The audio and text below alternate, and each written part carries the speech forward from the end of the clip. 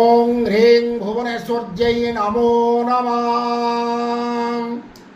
आपण दरिद्र अछंती कि धन प्राप्ति चाहूँगी जदि आपण घरे अजस्र धन वृद्धि करिया चाहूँगी गोटे शुक्ल पक्ष गुरुवार दिन प्राप्त समय रे सरल प्रयोग करंतु। एक ढाଳରେ शुद्ध दल पुरांतु, हलदी गुंड मिशांतु, चंदन मिशांतु।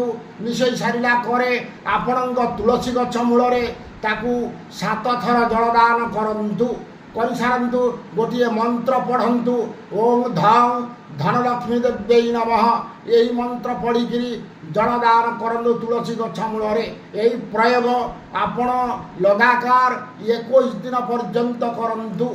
देखिए आपण घरे लक्ष्मी बढ़े, स्थिर लक्ष्मी रे, धन अजस्र वृद्धि हम, लक्ष्मी वरदान करेंगे, आउ दरिद्रता रही। नमस्कार। जय जगन्नाथ, जय मां कामाख्या।